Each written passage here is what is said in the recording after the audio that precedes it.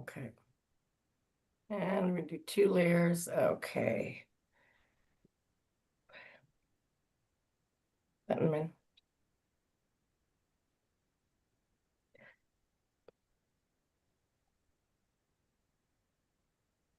Hi there, good evening. Welcome to the 2026 Bowen Island Municipal Budget Open House. Thank you so much for attending and for participating. I'd like to introduce myself. I'm Steph Short. I'm a Deputy Corporate Officer at Bowen Island Municipality.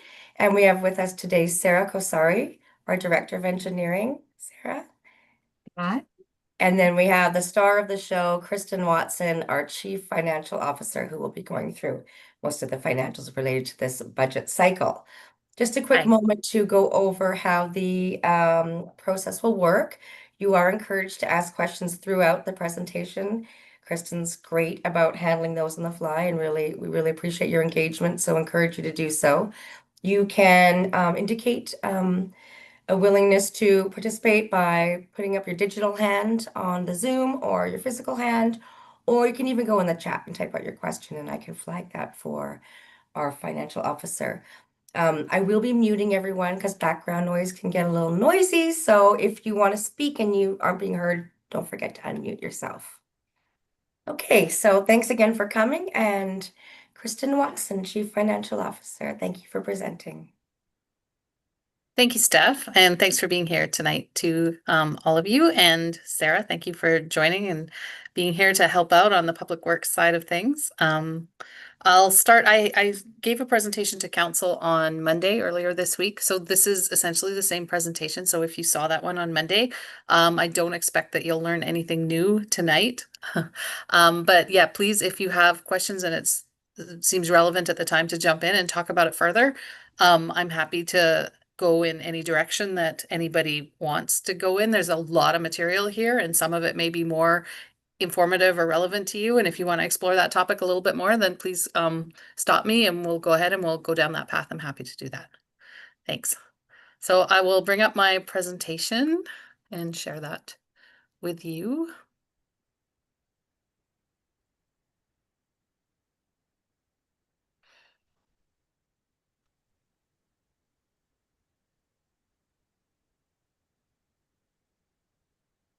And I trust you can see that now, yeah? Okay. Okay, so we are looking tonight at the consolidated budget update. That's consolidated. So it means we're talking about all the different funds. We're talking about general operations fund, we're talking about the general capital fund, and then we'll briefly touch on some of the pertinent and interesting big events that are happening in each of the water systems. So when we talk about all of those funds together, we're talking consolidated budget. Just to start, all of this material, there's a significant amount of in-depth material. We did start this process way back in October, where we had our first committee of the whole meeting with council, where we talked about staffing. We then had a committee of the whole meeting with council in November, where we talked about operations and operations revenue, and then another one in December, where we talked about the capital projects. We had another one in January, where we talked about general market conditions and what was happening with BC assessment and property values on Bowen Island. And then finally, in February, our committee of the whole meeting was dedicated to the water system. So we've just wrapped up all those different pieces of the budget. And this presentation sucks all of that together and takes it right from where we started. So you can find all of those different steps, all of those different stages off of our general homepage just by following this link to the 2026 budget. And there is a stage tiered drop-down menu where you'll see all of the pieces added together. So please do go there to seek any additional information, or you can always contact me at our dedicated budget email address, budget@bimbc.ca. And of course, your letters and emails are always welcome to send them direct to Mayor and Council with any of your feedback. So to start off the presentation, we'll just kind of talk about general market conditions on Bowen. We did have an overall market decrease in our property values this year. The average property owner would experience a value in the market, a decline in the market value of their property of about 1.9% from last year. There's something else that impacts property taxes on Bowen. That's the change from non-market. So those are things like new construction, the value of building permits and new properties, new homes being built on Bowen Island. So those are roll value that wasn't on the roll last year that now we're showing it up this year. So typically non-market change is an input in reducing the impact of property tax increases because we now maybe are collecting the same amount of money, but this year we have more property value in which to spread that tax burden over. So non-market change this year was about 1.44%. Just talking a little bit about our property tax distribution ratio. This year, the intention will be to collect about 96.5% of all property taxes from the residential property owners.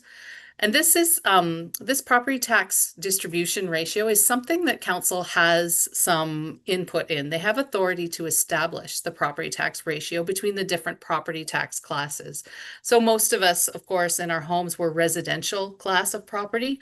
There's also utilities class of property. There's light industry. Some of the cidery properties or the distillery are classified as light industry.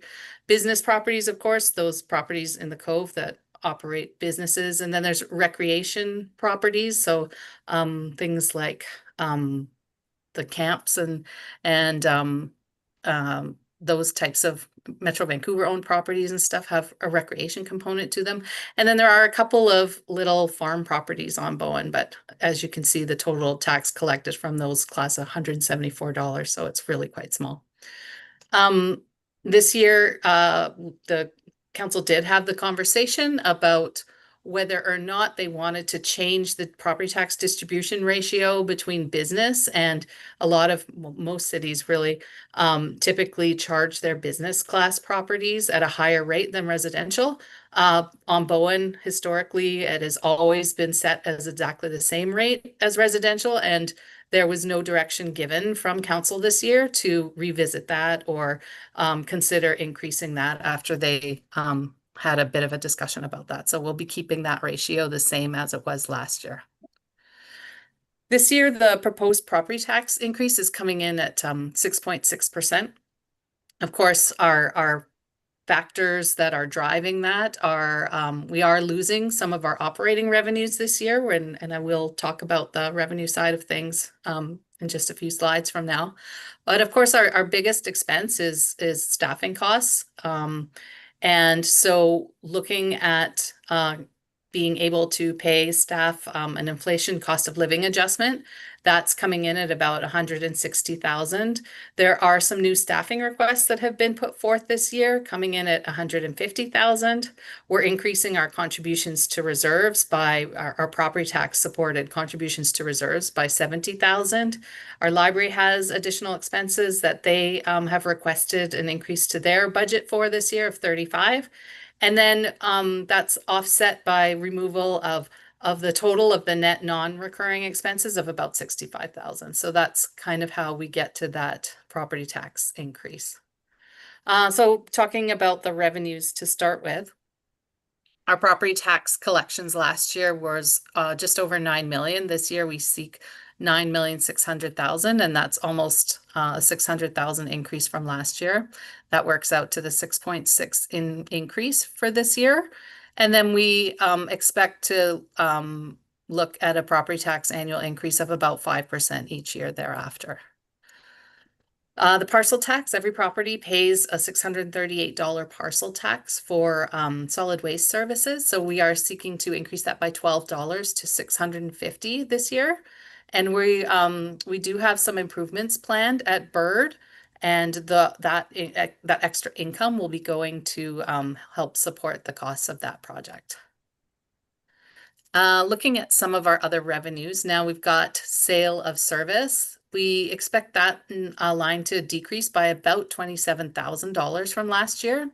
So these are things that includes things like rec fees, our facility rental, our wharf fees, and our business licenses. It also, up until the end of last year, it included, the lease on the old fire hall. That, of course, that property being sold at December 31st, we will not have that annual income anymore. We have adjusted the facility rental revenue down. We had it in there at 60,000 last year. We decided to be more conservative and we put in a very achievable $30,000. Some of the other big ticket items in that sale of service include, as I said, our rec revenue, which we are putting at a very achievable 250,000. That's a very conservative figure. We did just finish the year where we didn't offer much programming from January to March until we moved in here, and we closed the year at 277,000. So I do believe that I'm being quite conservative at 250,000, and we'll see what kinds of revenue figures that we end up with in recreation this year. Wharf fees, business licenses, there's very little change from business license from year to year. Wharf fees are up quite considerably this year because we did complete like a review of the wharf fees and moorage bylaw in 2025.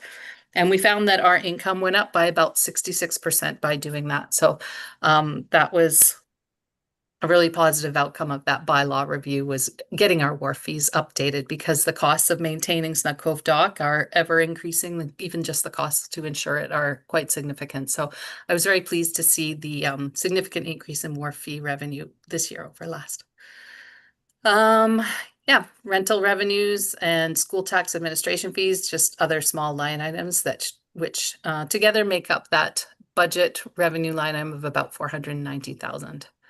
Our grant revenue is looking to be significantly lower next year, but it's not really a problem because grant funds, they typically fund specific projects. So they don't go to fund your operations. They don't go to fund your overhead or your staffing. If the grant's not received, then you're not going to incur those project expenses. So they won't go forward. So the reduction in grant revenue typically doesn't impact the property tax rate or the amount of revenue needed to be collected through property taxes. Some of our larger grants that we do anticipate getting this year, our biggest one is the one grant that we do get that does support our general operations is our small communities grant, and that's received each year from the province. It's typically increased by cost of living amount each year, so I do estimate that to come in at about 450,000 this year. The rest of these grants are typically targeted at programs. So our Fire Smart program, for example, we do have a Fire Smart part-time coordinator who's carrying out and responsible to manage these projects and oversee the assessments that are done. We'll spend about 132,000 on that program this year, and we don't have confirmed funding beyond this year for that program to continue, but it's good to see that program continuing for this next year at least. Community Works funds, that's our gas tax grant. So that is just a grant that we get. It's a combined federal provincial grant, and it is to be used for asset management, for infrastructure, and we have an intended use for that this year. We'll spend 230,000 of the Eagle Cliff Water Grant to focus that on the roads and culvert portion of the project. 290,000 is coming from the Housing Accelerator Fund. That's a federal targeted housing grant in order to jumpstart housing approvals in cities. So we'll be using that to support Birch in 2026. 50,000 is the remaining money that will be spent on our OCP review project. Again, that's coming from the provincially funded grant. The NG 911 grant is an initiative by the province to improve data for emergency response. So it's about mapping and charting and updating addresses and fire hydrants and things on our digital maps so that we can provide a better level of response for fire and emergency calls. 60,000 this year for emergency operations planning and emergency social services. And lastly, we have 150,000, which we're going to be using to do some significant upgrades in Snug Cove. We're going to embark on a big lane marking project this year. Our development revenues are reduced by about $70,000, I expect, from last year. Our building permit revenue I've put in at $275,000. We budgeted $350 last year, and we didn't we didn't hit that target. So I am being more conservative and dropping that down. Expect another 24,000 from rezoning fees potentially, and another 23,000 from inspection and administration fees. Our other income, kind of our catch-all income, we have less money in the bank this year. We've done a lot of capital expenditures. We've gone through a lot of grant money, reserve money in order to build a lot of capital infrastructure in the last few years. So we as a result, we now have lower money in the bank, and that earns and attracts lower investment revenue as well. I do anticipate potentially interest rates could have room to come down a little bit more. So again, I'm being conservative. We didn't earn the 400,000 in last year's budget, so I think 250 is a safer bet for next year. We earn about 144,000 through late payment penalties and interest on unpaid taxes, about $8,000 through bylaw fines, and we earn about $6,000 a year in those electric car charging station commissions. So overall, I have reduced our other income line item by about 180,000 from last year. So just taking a look at our operating expenses year over year, we had 9.3 million, almost 9.4 million of operating expenses in our budget for 2025. And I do I've put that up to 9.6 million for 2026. And I'll just quickly touch on each of the departments. So let's talk about the staffing, the new staffing pieces first. We've put one full-time position and 2.4 part-time positions in the budget this year. So the first one is the strategic officer's position. Total cost, including salary and including benefits, is approximately $120,000 per year. And we believe that this position is needed in order to provide that dedicated leadership and coordination for municipal strategic projects. Some of the ones that are on the plate at the moment are to coordinate the Snug Cove Ferry Marshalling Program. We're spending additional funding to deal with the summer ferry marshalling problems that we have. So we're really increasing our efforts in that initiative this year. We have a big focus on procurement and purchasing and improving our procurement and purchasing policies this year. Also, as well, we're looking to implement a leadership development program. So we really want to identify and train and provide succession planning for our more senior positions by being able to recruit and develop our younger people in the organization.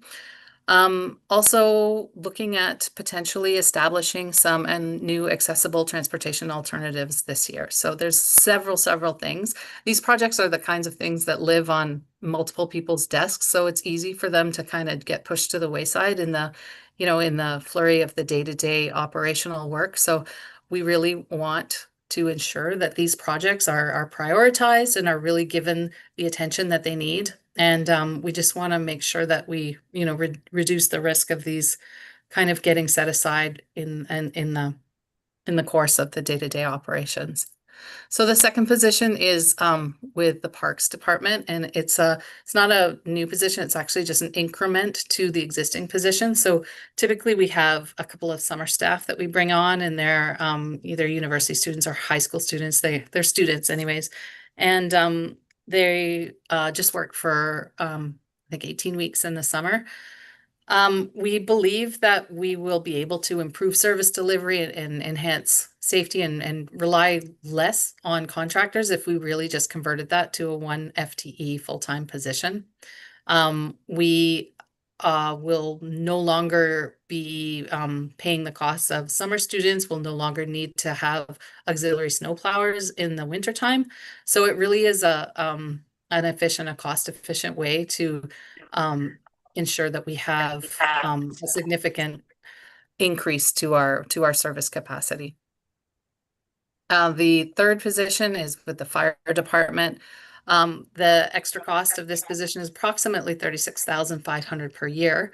And this is needed to support it with the there's very new and more stringent legislation around training standards. Basically, our volunteer fire department component is basically required to have the same level of training as a paid on a paid full-time responding fire department in the city. So with those additional training requirements, we really do need to invest the funding into making sure that we have the training officer position to adequately oversee and manage those training programs for our volunteers. And just to kind of show the increase in fire department call outs over a short period of time, we're looking at 166 calls in 2021, increasing steadily year over year to a call volume of 270 in 2025, with basically the same number of volunteers. And now with this additional time required for training component, we really need to ensure that we have that extra capacity to manage and be able to help to recruit additional volunteers. So the mayor and council budget, it is everything to do with paying the remuneration and the technology, conference attendance, any of the travel costs and expenses for all of our elected officials to attend the meetings and conferences that they need to attend. We have council has passed a new remuneration policy, which is increasing the remuneration paid to those elected officials that are coming in with the next election. So our next election is scheduled for October. And with that, we will be paying an additional amount to the mayor and to councillors, and that will add about $60,000 starting in 2027 to the budget. Council wanted to make sure that it wasn't implemented for their term, but rather for the new incoming term. With that new council expected this year, we've added $10,000 to their budget in order to pay for costs related to orientation of new councillors. And then again, for $10,000 in 2027, because that election takes place and the new council is installed in December. So we'll probably split some of those costs each in December and January and February for the new year. In our admin and finance department, we have 11 staff positions. There's 4 in finance, there's 4 in administration, there's our CAO and our HR coordinator, and we have included this provision for the new staff position, the strategic initiatives officer. So looking at kind of a high level breakout of the administration and finance budget, we have adjusted it to include the new positions. So adding that in is increasing that budget by about 120,000. We have added professional development for all of our staff based on a training plan that's been developed. So added $10,000 there. Our professional fees have been reduced by removing the provision for our part-time records management support. And we have reduced our audit fees by about $8,000. There was a one-time fee for a new revenue accounting standard implementation last year, so I've removed that for this year. And our general government costs, and that includes all of the costs that are allocated to those departments that general government kind of supports all departments. So we've got our office expenses in there, our municipal liability insurance, our information technology, contracted provider as well. There are an additional allocation of $40,000 of election expenses that have been added to this year in 2026, and I've added them again 4 years from now in 2030. So we need to pay the staff, we need to purchase the ballots. There's quite a bit that goes into coordinating an election, and it's about $40,000 each time. So those have been added to the election cycle years of 2026 and 2030.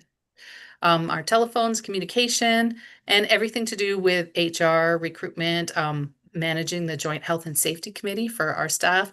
And as well, this year, there is a one-time fee of $15,000 that we've set aside because per policy, we do every 4 years, we do a market review of exempt staff compensation to make sure that based on our compensation policy and our basket of communities, which we use as comparator communities, that we're still paying relative to market. So we have set aside funding for that consultant this year.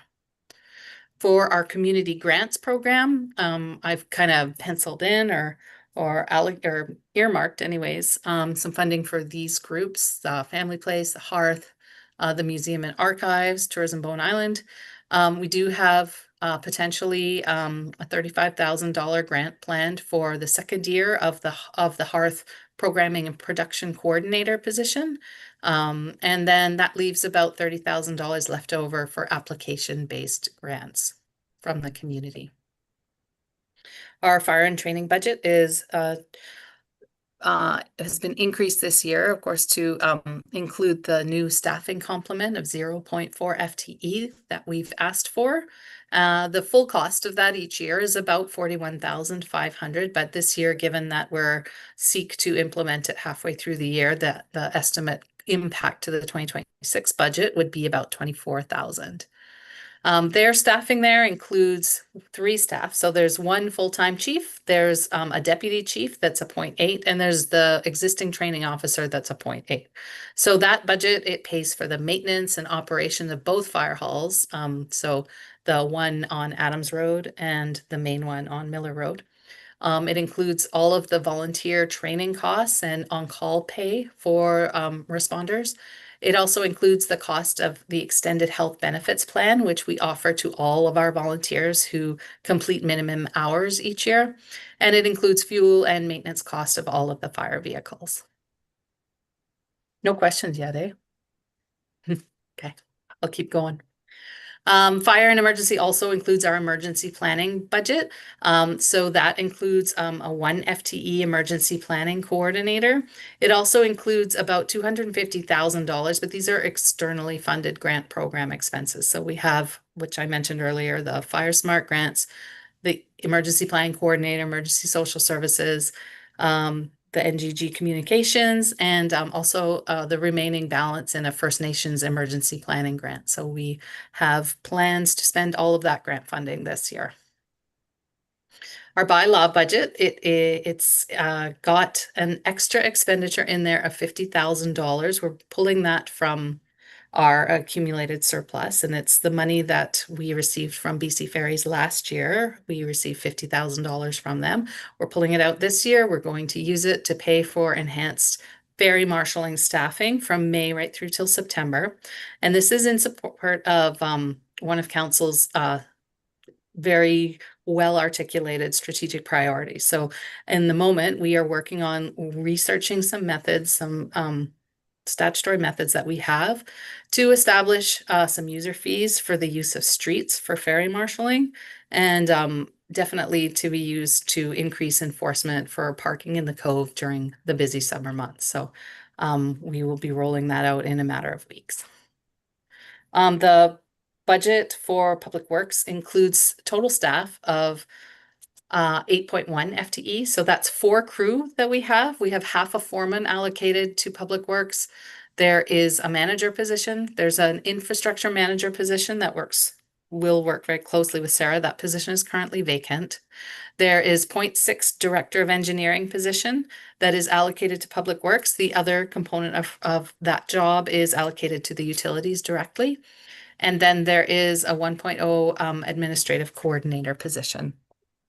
So those Public Works budget, it includes all the costs to operate vehicles, maintain them, insure them, includes the cost to purchase all of our road maintenance materials, so all of our salt and sand and gravel, includes all of the staff training and professional development. The dock maintenance, including the insurance premiums to maintain and repair both Mount Gardner Dock, Snug Cove Dock North, the pier, as well as the Concrete South Dock. We spend a lot of money on arborist, dealing with hazardous trees year after year, and as well looking after the cost to maintain the works yard. So it's a very comprehensive budget, and that's why it needs to be as large as it does. Our Public Works as there's an interesting project in there this year. So as part of our asset management strategy, we'll be undertaking a pavement condition assessment project this year. So we did receive $25,000 of funding, so funding for 50% of it, and we'll be funding the remaining 25,000, 50% of it. And so you will see a vehicle decked out with some interesting equipment on it, and it'll be driving around all of the roads. It's going to be collecting data on road surface condition and quality. And it's our intention now to use this data to inform the pavement management rehabilitation program going forward. So we are shifting our focus, really moving towards data-driven decisions to decide how we should be spending our limited capital program dollars. So keep your eyes out for that driving around pretty soon. Aren't you out here? Yeah. Sorry, did someone say something? Nick, is that you? Do you have a question? Sorry, no. Okay, Okay. I'm going to mute you then, but please do speak up if you have a question.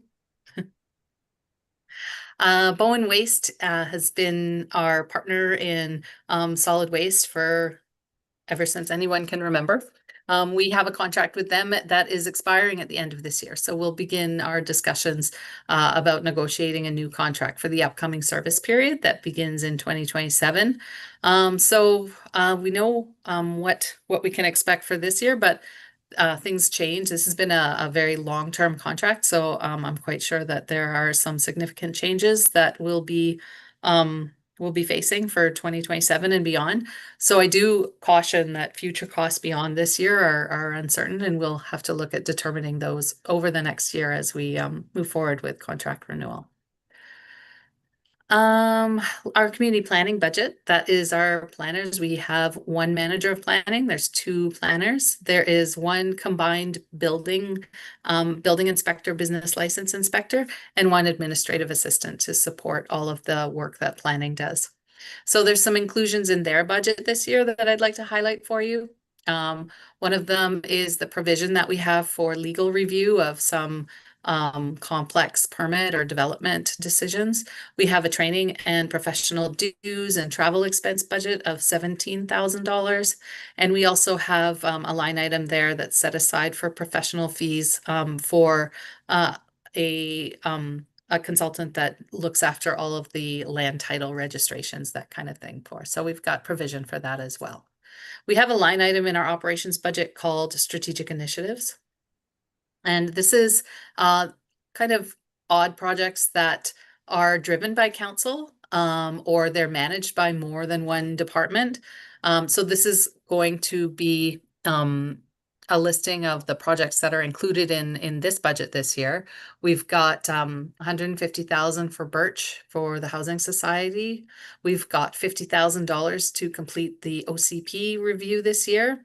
We'll be using $77,000 for acquiring and implementing new asset management software. There's $20,000 in there for a DCC bylaw review complete. We're looking at completing a DCC bylaw for both water and sewer this year. There's a contingency in there. I've just put in, I funded it out of accumulated surplus.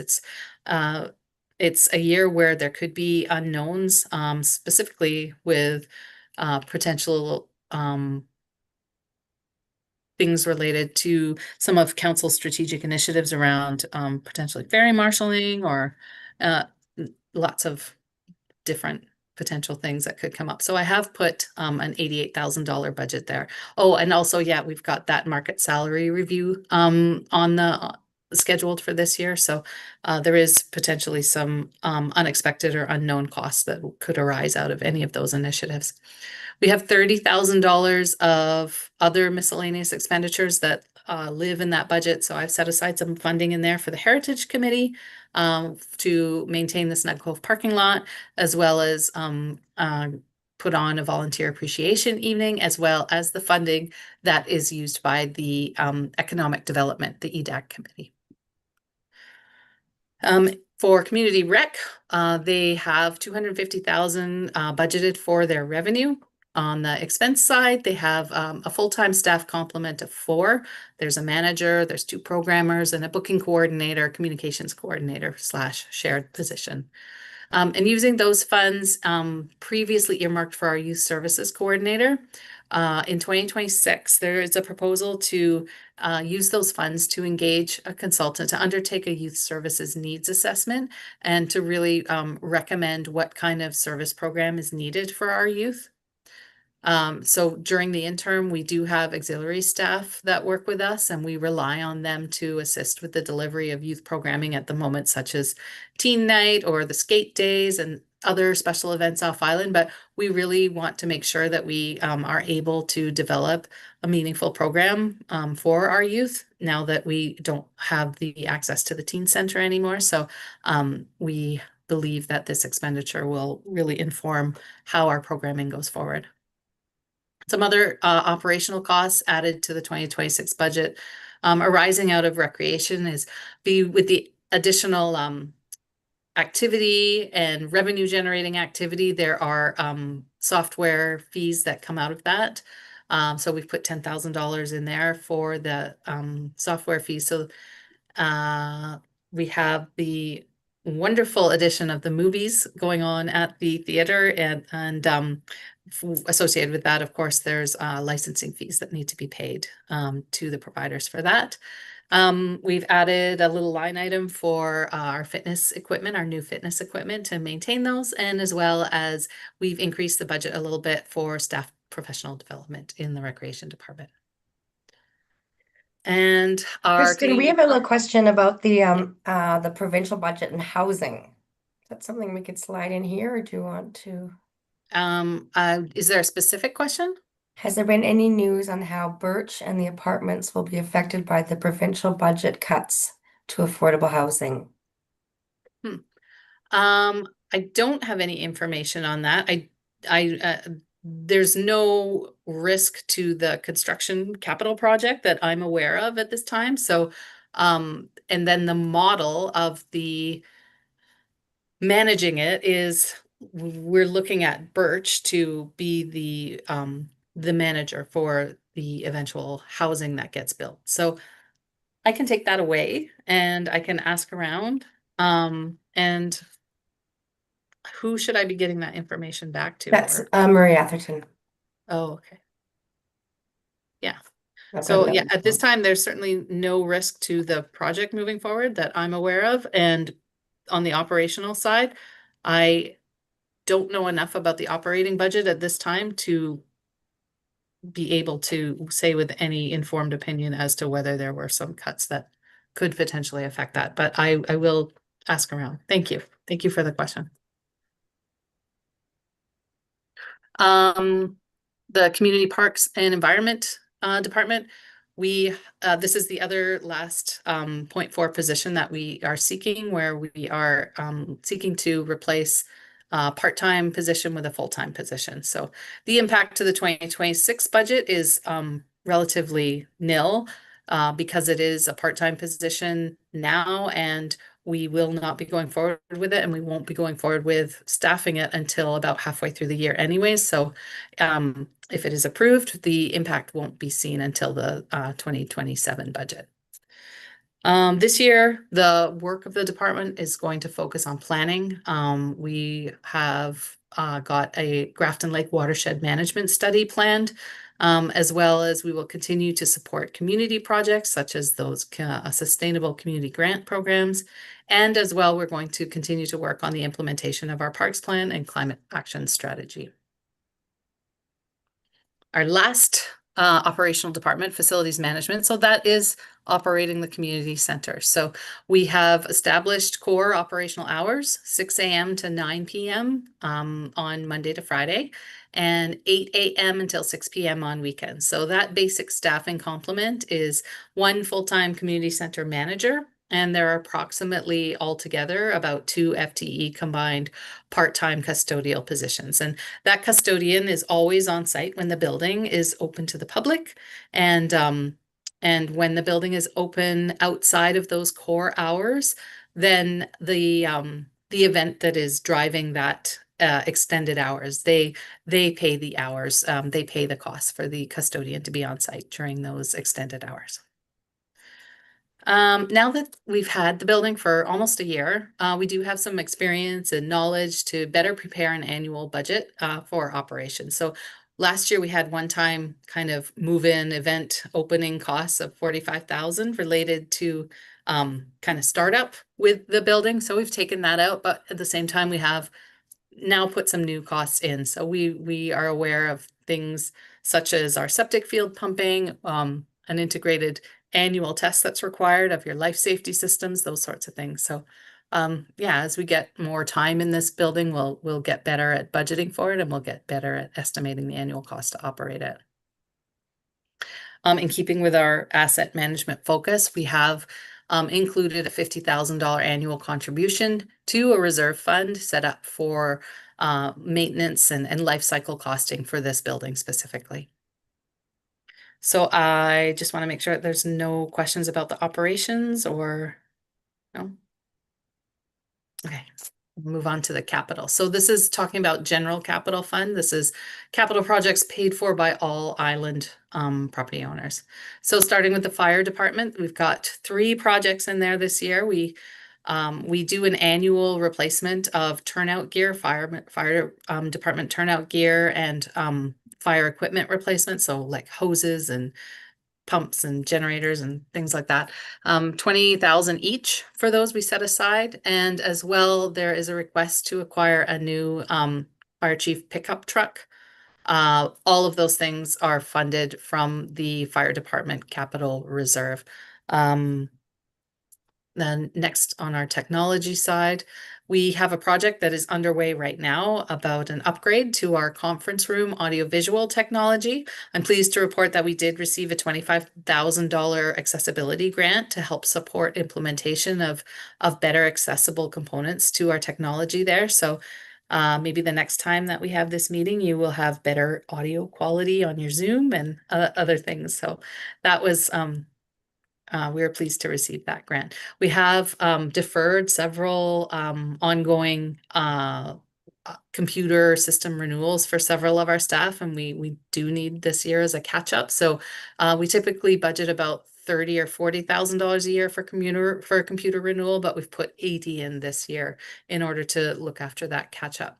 So all in all, those IT investments will be paid for 150,000 use of capital renewal and replacement funds and 25,000 use of this accessibility grant. Our dock is needing some work. We have identified approximately 10 pilings on Snook Cove Dock that are degraded and require replacement. So we are going to start that project this year. And as well, there are we'd like to replace the float at Mount Gardner Dock. So we've set aside some funds to start that project as well. So all in all, we have 550,000 budgeted for our dock renewals, and that also will be funded through the capital renewal and replacement reserve. Our 26 roads and rehabilitation and culvert replacement program is coming in at 1.2 million. We have 600,000 each set aside for culverts and roads. Together, that's a total of 1.2 million. We'll be funding 970,000 of that through use of our own road reserve funds. And then we'll be using 230,000 of the Eagle Cliff grant funds in order to complete the roads and culvert restoration parts of that project. So all in all, 1.2 million funded, 230 by grant and 970 by us. So those high priority roads, after that Eagle Cliff work is done, the high priority roads that we've identified in the pavement condition assessment project that I spoke about earlier, we will then begin to prioritize those most degraded roads into our annual pavement rehabilitation program going forward. Trunk Road will have a significant upgrade this year. We're going to be doing a brand new lane marking. We undertook a big study in 2025 to really determine what the most appropriate and the most efficient and compliant lane markings would be. Some of our lane markings in Bowen are a little bit not to standard, so we've done a lot of work to determine just what the standards are and how they will best be implemented on Bowen. And then we are going to use our TransLink Major Road Network Fund. So we get money from TransLink each year, and it may only be used on that portion of Trunk Road from the ferry up to the school. That's part of the regional road network, and we receive about 50 or 60,000 per year, and we're bunching up like 3 years of funding, and we're going to embark on this big lane marking project. Now, we're using different technology. It's not just going to be the paint that washes off, after 1 year. So it's going to be thermoplastic applied to the roads, and it has a very extended lifespan. So we won't have to do some of these big markings year after year after year after we complete this project. It is a planning year for us. We are going to be embarking on a Grafton Lake watershed management plan at a cost of $100,000. It's funded jointly by our Community Parks Reserve and by Cove Bay itself. Contract's been awarded, and the work is starting imminently. And it was funded 25,000 by Cove Bay directly and 75,000 by the Community Parks Reserve. So it is much broader than just the drinking water component, but it's actually the headwaters and really targeted at the entire watershed. Another next plan, we really need to undertake a plan to integrate and coordinate our management of the water systems. They're very disconnected, and we don't really have a single strategy in order to move our water systems along to a place where we can adequately fund and plan for them. So this year we are embarking on a water master plan, which will look at each system and recommend a go forward strategy for each one. We're going to fund that jointly through the use of water system reserves directly and by 80,000 of our community works funds. Our asset management plan is continuing. We've allocated 150,000 of funding in order to begin that process. That money is coming from the Capital Renewal and Replacement Reserve. We have some fleet and equipment purchases that we're seeking this year. We have been looking and toying with the idea of acquiring a mini excavator for several years now. We really do feel that it's important. It gives us the ability to respond to urgent conditions in the moment as they occur, instead of relying on a contractor to get there when they can. We've been very lucky that our contractors are generally very responsive and very willing to help out in any hour of the evening. But we do believe that there are times when people just aren't available, and that we would be able to provide better service, especially when it comes to water systems, things like that, to be able to provide more responsive service if we acquire this piece of equipment. So we're looking at a purchase of about $60,000 for that this year. And as well, we are looking to acquire a new fleet vehicle. It would be used by staff from multiple departments, engineering, planning, building inspection, in order to attend site visits. Kristen, sorry. Yeah. Sorry, finish your thought. 110,000 funded through the equipment reserve fund. I missed something at the water systems section regarding who's paying. Are all residents paying for the water systems cost? I see that might need to be clarified for So Nick. the water master plan is not just about drinking water and municipal water system reserves. It's actually about private water systems as well. I don't know if Sarah can help me with this one a little bit. Yes, this is a great question. So basically, what we are looking at, it's 2 phases of a project. The phase 1 is going to look at the only the utilities and water systems that are being managed by Bowen Island. And the next phase is looking at the aquifer and looking at the water management for the whole island. It's a as you know, drinking water is a precious entity for all of us on the island. And,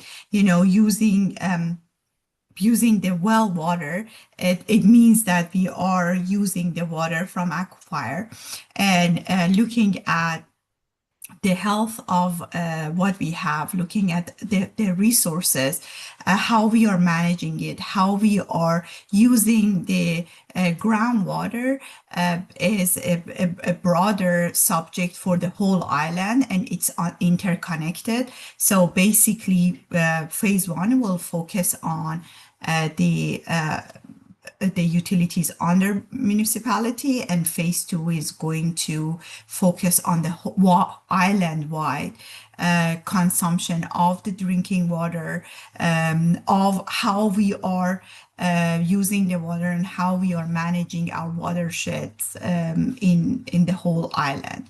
So, and the way that we try to manage this is that some part is being paid by this water systems, and some part of it is coming from the community reserve.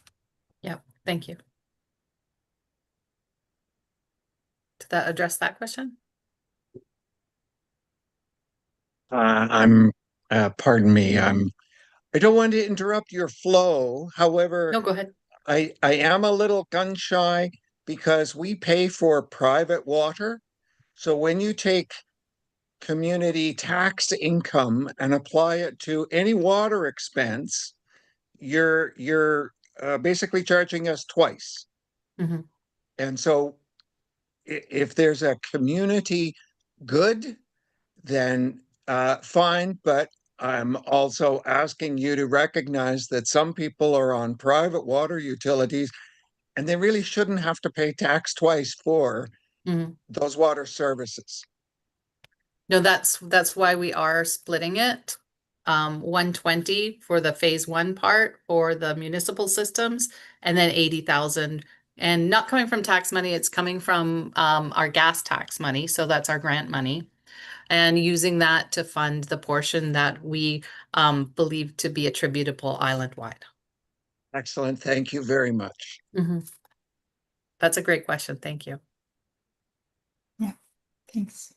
We're almost done on our capital here. Community center completion. There are a couple of elements left that the heat pump out the front. We all recognize that it's not the most attractive element of the community center. So we will be looking at completing the retaining wall around it and building a permanent fence around it. We want to build something visually to hide that from the street. So we will be looking at completing those elements this year. We also are lucky we didn't have snow this year because we didn't have those snow fencing guards complete, but that is something that will be completed this year as well.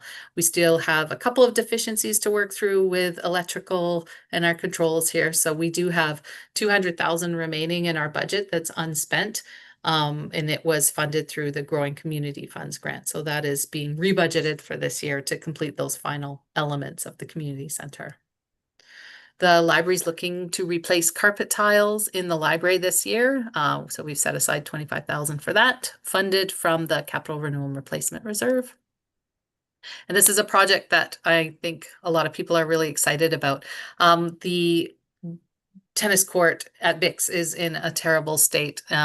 It's desperately needs a resurface. So we have set aside $115,000 from our recreation reserve in order to work on the resurfacing of that project. We're going to orient it so that it can be a combined tennis and pickleball court. And we are excited to announce that we're working with community groups to fundraise additional contributions and grants to really complete this project and complete it timely so that we have a nice new surface for our users to go forth and enjoy for hopefully later in the spring, start by summer anyway. So we are excited about that project. trails and staircase renewal. We do have an annual renewal program. This year we've earmarked funds to do the stairs at Clipper Beach, at Seymour Bay Beach, and at Baker Beach. And we use our community parks reserve funds in order to complete those upgrades each year. A new project that we're looking at, we have inadequate bike storage at the community center. So there's a space out the back behind the fitness center there. We're looking at constructing a covered bike shelter in that space. And we are going to fund that with some of our remaining climate action reserve funds. We believe it will cost about $20,000. And our trial bike park, a well-loved, well-used community asset. We need to do some upgrading, some resurfacing, some maintenance there this year. We'll spend about $12,000 to improve that surface and make it safer for the users. $10,000 is set aside as a provision in case one of our cardio fitness center equipments breaks down. None of those were new when we moved in here. We brought all of those from the old fitness room with us. So it's only a matter of time before one of those breaks down. We want to make sure that we can replace it in a timely way because given that we only have one of each of those machines, it really does have an impact on users if we can't ensure that equipment can be replaced quickly if the need arises. And the last project on our horizon is to deal with our works yard. We believe upgraded estimates are coming in around $6 million in order to deal with remediation and removal of all of the old structures and remediating the soils that are there in order to construct a replacement works yard. This would primarily need to be funded through new debt. I don't know if Sarah has anything she wants to add to this project. Yeah, so the actual cost is going to come later on in the project when we are going to construct a project. At this stage, we are going to do some planning, go to the market, hire owner's representative, and hire a team to do the progressive design build. We are going to use a lot of material that has been already produced for this project previously. So those materials are not going to be wasted. And some of the environmental study that has been done on this yard can be used. So basically in 2026, most of the funds are going to go toward planning for construction of planning and permits. And then future years, for sure, we have to go for funding of the construction. Yep, thank you. Of course. Looking at our contributions to our reserve funds, we looks like we're contributing less, but keep in mind that contribution of $77,000 to the Community Works Fund was actually it's a grant fund. So instead of contributing it to our reserves this year, we're actually going to spend it. We're going to use it for the water project. So that won't be making it in. But overall, we are increasing our property tax supported contributions to reserves this year by $45,000. And we're increasing our tax supported contributions to non-statutory reserves by $25,000. And that is one funding reserve that we have established. We've started it a couple years ago with a $50,000 contribution. We increased it last year to 75. We'll increase it again this year to 100. We're building that up gradually in order to accommodate the extra costs that are going to be will be presented with once we go over 5,000 population as a community. So we are setting aside funding to help offset the additional costs that we expect to be faced with once we grow to a population over 5,000. I'll take the last part of the presentation, which is a quick run through with our utility systems and our rates that we've set for this year. So just as a general overview for all of the utility budgets, costs are typically driven by the biggest expenditure, which is the cost of staffing. In 2026, There is the full year financial impact of a new FTE position, which was approved last year. And also we do have our collective agreement with our bargaining unit employees. All of the outside workers are part of the union. And that collective agreement expired at December 31st. So we seek to negotiate a new agreement with our staff and with the union sometime later this year. For Cove Bay in particular, with the bringing on the water treatment plant, having both modules up and running, Cove Bay is really facing the full impact of the additional cost to operating the water treatment plant and bringing both of those modules online. So for Cove Bay this year, I have added some additional operating costs to help offset that. We are seeing more costs specifically around hydro and that sort of thing. So I've added a little bit to their operating budget this year in order to accommodate that. And they do have some really significant capital projects in the plan for this year. So first of all, the single biggest one is a water main replacement at Carter Road Bridge. It is a single important where all of the water for Cove Bay runs through. So we do need to replace that piece of water main proactively rather than reactively, because it is such a critical piece of infrastructure were it to fail. So that is in the budget for $500,000 this year. We've got a PRV, which is a pressure reducing valve. It's an important component that we believe requires replacement. It's located at Miller and Melmore Road. And so we will be replacing that this year at a potential cost of $150,000. And additional, there's a repair that's needed to the PRV located at Miller and Trunk Road. So we've earmarked $30,000 in funds for that this year. We are recommending an expenditure of up to $150,000 to conduct a process review of the water treatment plant. This will develop a plan to address the sediment accumulation in the intake pipeline from Grafton Lake. This is currently contributing to operational downtime of the equipment and producing inconsistent raw water quality. So we have earmarked $150,000 of budget in this year's financial plan in order to address that. And we are getting started now on that by awarding a contract to look at a program to flush the intake at Grafton Lake. Our rates for Cove Bay are proposed to increase by about 8% this year. So we're increasing the flat rate component of the bill from $340 to $367, and then adding an 8% increment onto each of the variable rates. Now, how that looks realistically for people. So over on the left, we've got consumption set at gallons per day. So if we take a typical reasonable household with multiple people in it at consuming at approximately 137 gallons per day.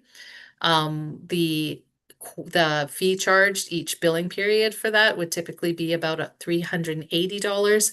So with the new rates, they'd be looking at paying $410.20. So that's an increase per billing period of about $30 and an annual increase impact of about $90. I do recommend that with those very significant capital costs that we are planning to fund within Cove Bay this year, that we add a new parcel tax, flat rate parcel tax of $80 per property. We are expecting to use almost all of the reserves in the next 2 years, and we really need to develop a plan to help to begin to replenish those reserves over time. You will, if you live in Cove Bay, you will receive in the mail in the coming weeks of a notification of the council's proposal to impose a new annual parcel tax of $80. I am suggesting that we collect it through parcel tax rather than putting it on the user rates, simply because for those who can and do use the property tax deferral program, then that will be an option for this to be deferred instead of having to pay it. As combining it with rate increases, it does become, it can become a hardship for people for sure. So that's why I think I would prefer to suggest that we go the parcel tax rate route in order to collect these extra funds. For the sewer, Snug Cove Sewer will have additional costs this year. There is a tertiary holding tank which has not been used up until this point. We are putting that into service now.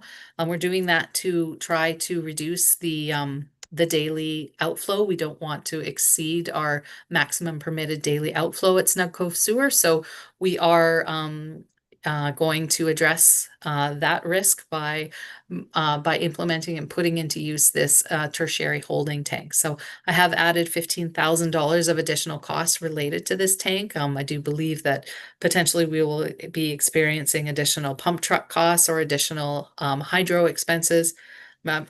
We don't know. We haven't used it before, so I just want to make sure that there's a allowance there, a provision for extra unknown costs. Overall, the budgeted sewer revenue will be raised by 4% from 2025. So the average typical user, assuming their consumption remains, their water consumption remains stable from 2025 to 2026, then the additional fees that a typical property owner could expect to pay is to increase approximately 4% over last year. The sewer has a capital project in the works. It is the replacement of the sewer outfall that is in Snug Cove. So when this project was initially brought forward in 2023, it came forward at 1.2 million.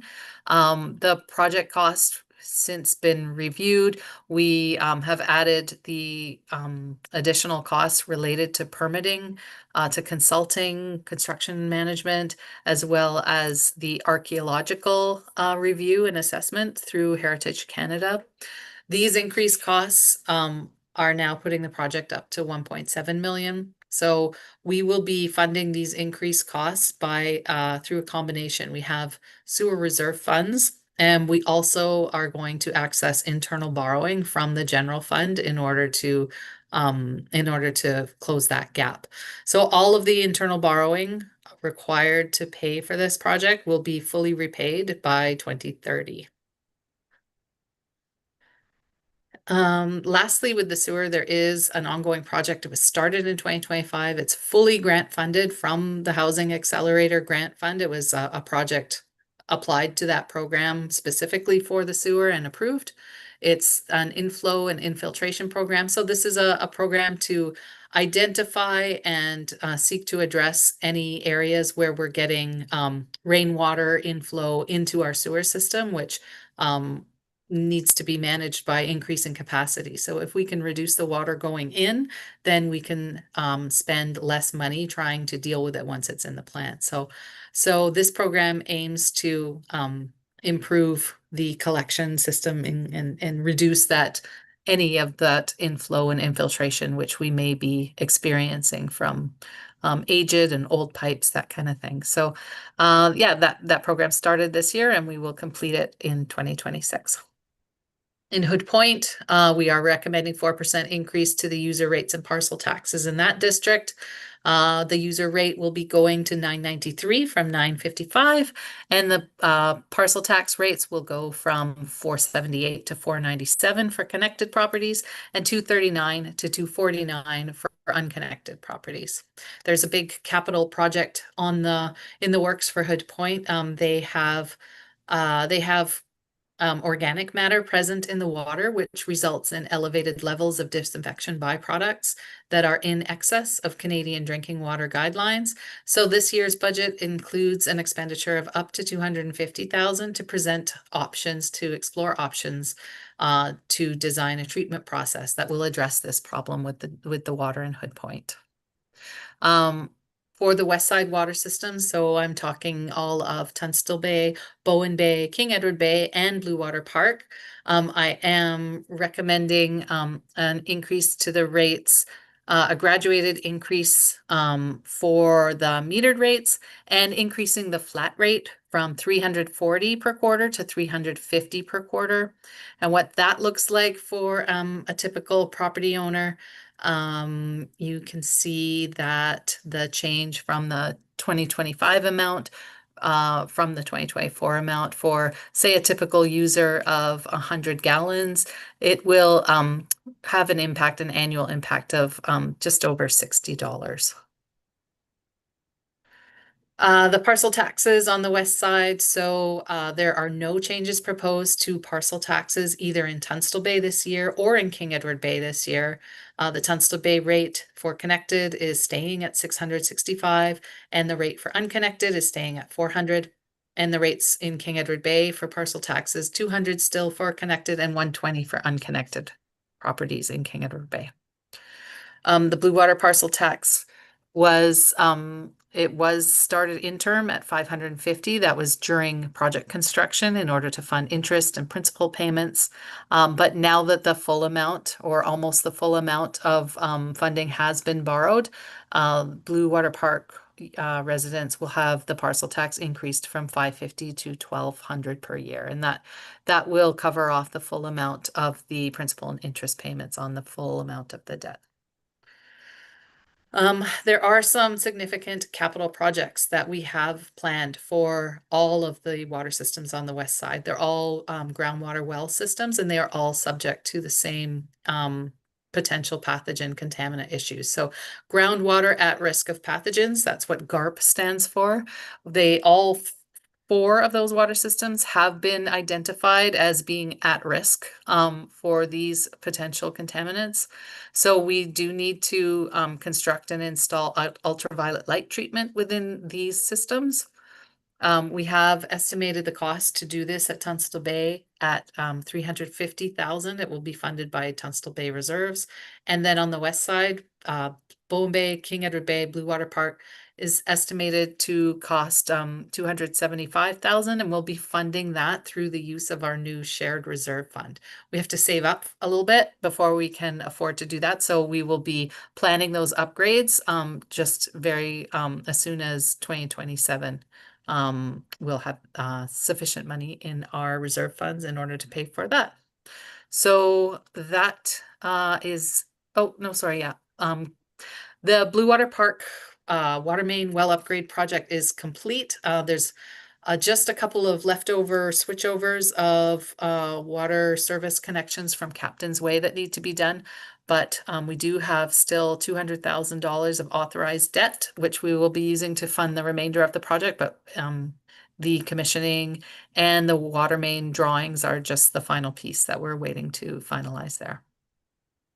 And in Tunstall, there's a problematic section of 80 meters of water main that needs to be replaced along Whitesales. So we have an estimated cost of that project of $150,000, and we're putting that into 2027, given that we want to make sure that we coordinate any future water main projects like that with pavement rehabilitation in the area. So we've earmarked that project for 2027. Eagle Cliff, we are looking at increases, tiered increases on the user, on the variable consumption rates, and a 4% increase on the flat rate from $655 to $680 per year. With the Eagle Cliff project, there are remaining expenditures of about $1.4 million to come for 2026. Just to let you know, the interconnection project is funded 73% by grant funds, 27% being paid for by either Eagle Cliff users or the roads and culvert part by BIM itself. The Eagle Cliff users have approved borrowing up to $820,000 to contribute to the Eagle Cliff portion of the project. We have not yet accessed any of those funds, but we will be drawing them down very soon in order to finalize construction. And in Eagle Cliff, the parcel tax of $500 per property, we will not change that for 2026. But once the project is complete and we do know what the final costs are, and we do know what ability we have for any of the in-between properties to connect, then we'll finalize a new parcel tax amount for 2027. I do expect that it will be in the range of $1,500 to $1,700 per year, and it will be in place for 6 years. Our estimated utility fund balances are here. What my best estimate of what they will be based on our revenue targets, our planned operational expenses, and our planned capital projects. And for the west side are here. And I think that's it. So everybody's still with us. Thank you. I'll stop sharing. And Sarah and I are happy to take questions if anybody has them. So we have a few people in the room. Is there anybody else? We've got Murray and Nick both ask questions. Covered operating and capital. This presentation will be added to our budget page, right off the homepage. So, please, I really like it when people have questions and send them to me either through my personal email, my direct, municipal email, or through, that dedicated budget email. So, yeah, please don't be shy. And if you have questions or comments, please, we're happy to take them. I'm just putting the link to that page in the chat. Thank you. Oh, we have two Oh, questions, yeah. please. Yeah. Bill? Hi, sorry, my camera, it literally broke when I was hooking this up tonight. Oh, no. And I don't have a spare camera here. So thank you for your presentation. It's been a repeat pretty much of what you already went through at previous meetings, but I Yeah. appreciate going through it again. So verbally, a couple of questions and maybe a comment. The first one has to do with the Cove Bay water system. So it's under the utilities. You know, nobody knows better than me. You know, my house got flooded this fall because the Right. Lenora Road main broke, like literally in front of my house. Yeah. And by the time the crew was able to get the water shut off, it had jumped the ditch and down the driveway and literally like a tidal wave pushed the garage door in. And fortunately, I was insured and the insurance company has come to the table, but I've had literally no use of that part of the house since November. Mhm. And it's probably going to be $100 or more $1,000 to repair. So, you know, the old asbestos concrete pipe has been a kind of a worry for everybody. You may recall that we replaced the section on Cardina Road with funds from Cove Bay Water System when that road improvement was done about 6 years or so ago in front of the library down to the turnaround. And that was because it was asbestos concrete pipe, and it's not a surprise to anybody that that pipe is fragile. I wish it hadn't happened to me. I'm sorry it did, but I'm actually happy. My neighbors all came to the table and everybody was out trying to do their best to divert the water, but it still, it got in and did a lot of damage. So, and now I'm going to say that I think, you know, the idea of splitting the increase between parcel tax and user fee is not a bad idea, but I still think it's going to be a bit difficult for some people to stomach. The total will be 8% increase to user fees for the Cove Bay water system users, and essentially another 8% with the $80 parcel tax per year, which adds up to a 16% increase in 1 year. Any comment on that?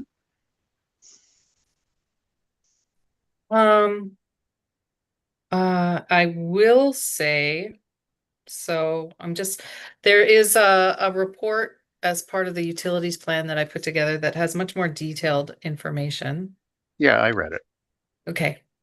And thank you. You did a lot of detailed information for sure, but it's still, the increase is going to be essentially Cove Bay only for the water systems. I know there are smaller increases for all the other systems, but it's still, I think it's going to be difficult for some people.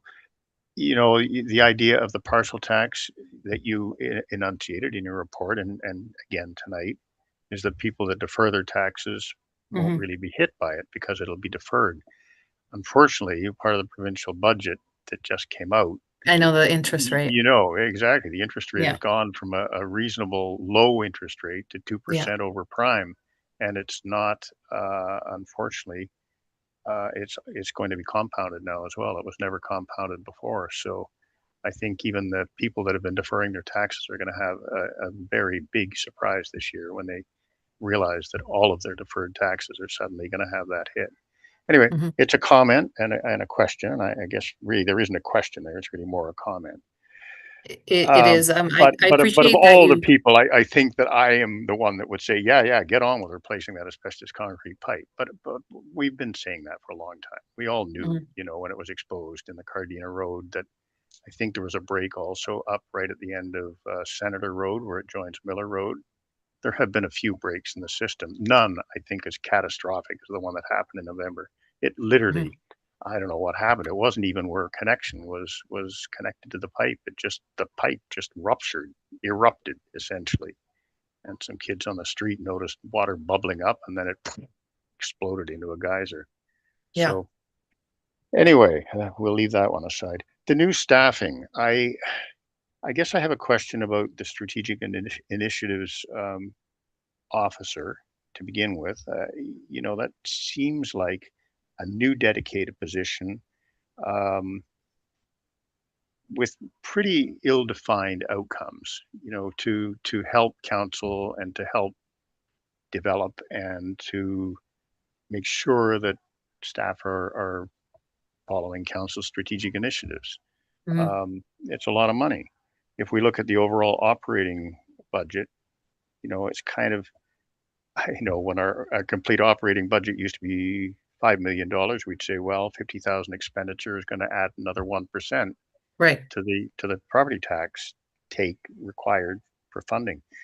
This year, we're at 9.6 million operating budget, and we're talking about 120,000 for that particular staff position. I also have a little bit of difficulty with the idea of taking part-time staff in parks and engineering and turning those positions into full-time positions at another cost of 38,000 for each, and assuming that those people then will be available to replace people that are away on vacation or illness. They'll actually all be the same people. You won't have any students to backfill in the summertime. So I'm not sure that I follow the thinking in that position as well. I actually have these comments in writing, almost ready to submit. Send to me. The only, yeah, I will. I'll send them to you. But the only other question that I had was the renewal. I made little scribble notes here. I've got my comments more neatly typed out, but they're on another device, so I can't really. The removal and replacement of money in the statutory reserves. Mhm. The replacement, I assume, comes from property tax. Is that correct? Most of them, Mostly, yeah. some of And them in are some cases, grant you funds noted that go in. there were grant funds, right? Yeah.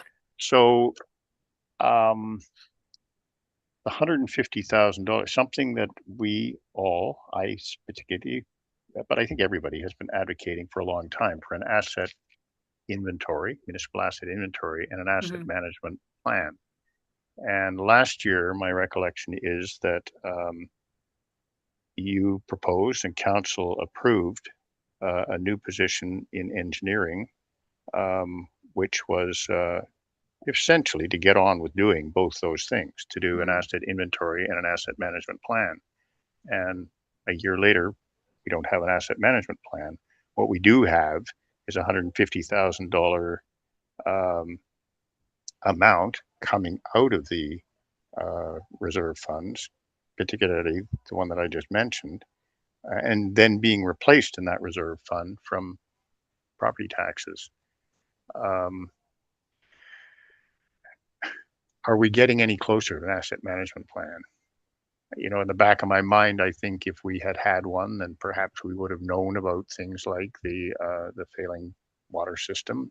Again, it's a very personal thing. Mhm. There are lots of other areas where we don't really even have an inventory of municipal assets to move forward. But if we do the first part of the asset management inventory, which I think is sort of in the proposal for the $150,000 expenditure this year, how close are we actually going to be to having an asset management plan that will provide funded amounts to go into the budgets for years Mhm. moving forward? I will start by saying I think your asset management plan is never a one and done. Your asset management Of course. plan is a journey. Yep. You'll get to a place where you say, oh, we have a rudimentary asset management plan, and you'll just continue to work on it and refine it from that point going forward. Because every year you're going to acquire new assets. Every year you're going to discover new problems that need to be addressed, and you're going to have to figure out a way to finance those. So it's never a one and done. I will also just, we had some hiccups last year with our staffing. As you know, we had turnover in our director of engineering role. We also had it absent for a significant portion of the year last year. And we did not make the progress last year that we had anticipated. The other side of that is we didn't spend the funding needed to do that work last year either. So we have saved that money and we have put that money into our reserves. So now that we have our new director of engineering in place, we will begin to look at recruiting for that support position to assist with that. And we now believe that we have the right staffing model and the right resources with this plan in order to make meaningful progress on that. I don't know if you want to add to that at all, Sarah. Yeah, again, I'm really sorry that my camera isn't working and you could see me smiling and nodding and agreeing with you because I am doing those things. Okay. But I'm not wrong though that we did hire an asset manager last year. That's true, isn't it? We hired Sarah. I can I can answer that question. So I was hired as an asset manager late in the year, like around September. And we started on many good initiatives. And then I took the position of the director of engineering when that became vacant. And right now we are looking at hiring a new manager of infrastructure. However, while I am the director of engineering, I'm doing the groundwork for the RFP for this asset management plan to go out. We are not going to wait for the new manager of infrastructure to be hired and then we start this work. We are working on the request for proposal to look after different scope of work in the asset management plan. So one of the things that we need to do is the development of an asset management framework, starting on asset management report cards for major infrastructure like the water mains and culverts and roads, and also look at the building condition asset management. So like, as you know better than me, there are buildings that we own and we need to take care of their, first of all, inventory of the assets, and then look into the capital programming for the maintenance and preventative maintenance, basically, rather than the reactive maintenance. So yes, you are right. We could be faster, quicker, but there was hiccup in staffing, and right now, again, we are working on the RFP and we are working on recruiting a new manager of infrastructure, and things are moving forward. While we were working on looking at in the market and recruiting people for the manager of infrastructure, we acquired our maintenance module, which is part of the asset management plan. This is a very modern software added to our asset management plan. What we are going to do, part of it is scheduled preventative maintenance, and we are working on it in the background, and in 6 months or so you will see the result of it. When you open the municipality website, you can go ahead and record your maintenance or any questions, any complaints that you have on roads, culverts, water mains, through our website instead of just calling or emailing. So all these works are being done in the background, considering the fact that instead of 2 people, 1 person is working, and it's just me, but we are actively working on recruiting a new person. for the manager of infrastructure that is going to take most of these, just passing the torch to them to just run with these initiatives. All right, thank you very much for the explanation. I understand your points and I appreciate you, um, explaining that. If I could go on then maybe for a question for Kristen on the equipment reserve, which I'm really happy to see we now have an equipment reserve. It's something we talked about several years ago at budget time. But I want to specifically talk about $45,000 out or $50,000 out for a new vehicle, and Mhm. then the money back into the equipment reserve, which is showing a budgeted contribution of 75,000. Is that all new property tax? Annual contributions to most of the reserves are all funded through property tax. Right, thank you. There are, I could use the current year property tax and buy the capital asset with it, Right. but that's not my preferred approach. I prefer to budget the constant contribution to the reserve fund. That way we don't have spikes like this in our operations Yeah. budget year after Yeah. year.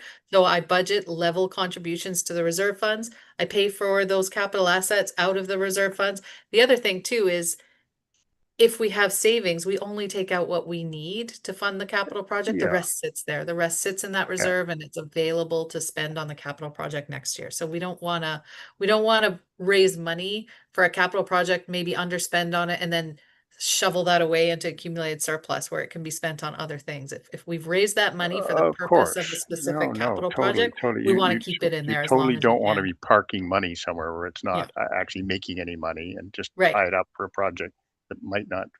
But my other question about the equipment reserve is, and again, we've had this discussion before, are you actually able to charge each of the projects from capital and each of the operations from your operating budget for the use of the equipment on an hourly basis and put it back into the reserve? Are you Mhm. able to build the reserve that way as well? I know you're moving towards a maintenance management system, which is commendable. Yeah. And it's something that you can actually do in a maintenance management, not just the Yeah. hours for labor and the hours for and the materials for the project, either capital or operating, but the actual equipment costs as well. So you've Yeah. got a running Yeah, it's amount of something money we'll look going at. back into the equipment reserve. It's And something we'll then, look at for sure. We don't have a lot of mobile equipment at this point, so we'll certainly well, it's you've got every staff you have using a vehicle, for yeah, example, vehicles, but charging their hours back to the projects, I'm sure, either operating or capital. And our yeah, so, it's operating. Our vehicles are used not typically for capital projects because so much of it is contracted out. right, Our equipment is used in our operations. right. So Well, it's yeah. just a way of continually building the fund without Mhm. every single year, Yep. rating the property tax as the only resource to fund that equipment reserve. Yeah. And it's something is going to be a continual expense. What we've done in other municipalities I've worked is to budget like 150% of the capital equipment cost in the first place, project the life ahead, and over a 6-year term, charge all of the time that that equipment or vehicle is used back to the equipment reserve at 150% of the initial cost. Then 6 years later, you've got the money You there to have the buy a money new there. piece of equipment, Yeah. right? Yeah. Was So, certainly something that I'm open to and consider. I but the wonder, only I way to know there was management is obviously if you've got a timesheet system, a management system that includes the use of that equipment at the same time as you're keeping track of hours and material used for projects, whether yeah, it's operations or whether it's capital. yeah. Kristen, can I jump Um, in? I just want for yeah, equity. I think there was a question asked quite a while ago about the King Edward Bay yeah, and I UV wanted to system. address that. So there was I'm not quite sure what the specific question was, and I don't know if that person is still online. Um, uh, we have a question about the budgeted cost of the UV in Yeah. King Edward Bay. What is the cost breakdown? Is the question. Is that specific enough? Yeah, so the overall that we're gonna do two projects of UV. One is in the Blue Water Park area, one is in the King Edward Bay area.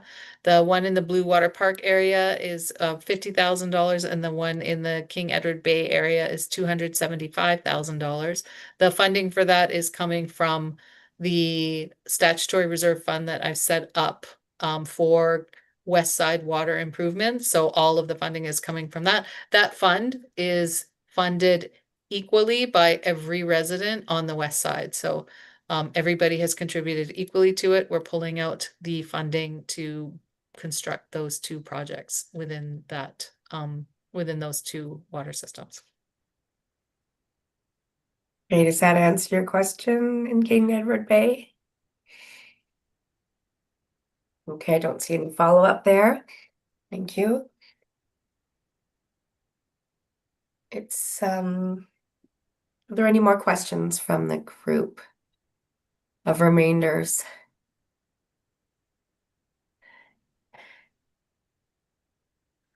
No? Nothing for Kristen, nothing for Sarah. Okay, well, that was a long one. And Yeah, it thanks was. for the great presentation, Kristen, all the great background information, Sarah, and for you wonderful engaged residents and citizens for participating. We appreciate that very much. I'm seeing something in the chat here. We got to thank you and thank you for all of your questions. Thank you. And And you do please keep them coming and send them to the budget@bimbc.ca, and I will endeavor to respond to them as quick as I can. flood her. Okay. Flood me. I'm gonna shut it down now. Thank you so much.